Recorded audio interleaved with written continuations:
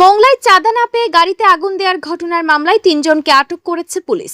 আটককৃতদেরকে আদালতের মাধ্যমে জেল হাজতে পাঠানো হয়েছে। মামলার বিবরণে জানা গেছে, উপজেলার বুড়িরডাঙ্গা ইউনিয়নের ভাটারাবাদ গ্রামের বাসিন্দা ও দিগরাজ বাজারের টাইলস ব্যবসায়ী মোহাম্মদ ওহিদুজ্জামানের কাছে বেশ কিছুদিন ধরে ১০ লক্ষ টাকা দাবি করে আসছিলেন একই এলাকার মোহাম্মদ কামরুল সোহাগ, নাজির শেখ ও জুয়েল।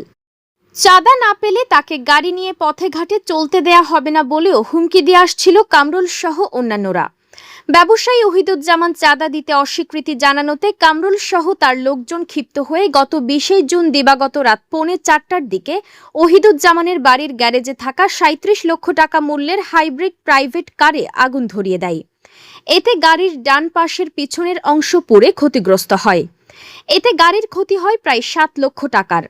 পরবর্তীতে সিসিটিভি ফুটেজ দেখে তাদেরকে শনাক্ত করা হয়েছে। সেই প্রেক্ষিতে ৪ঠা জুলাই রাতে থানায় কামরুল, সোহাগ, নাজির ও জুয়েলের বিরুদ্ধে থানায় মামলা করেছেন ওহিদুজ্জামান। মামলার প্রেক্ষিতে ওই রাতেই তাদেরকে আটক করে পুলিশ। পরে আটককৃতদেরকে বাগেরহাট আদালতের মাধ্যমে জেল হাজতে পাঠিয়েছে পুলিশ।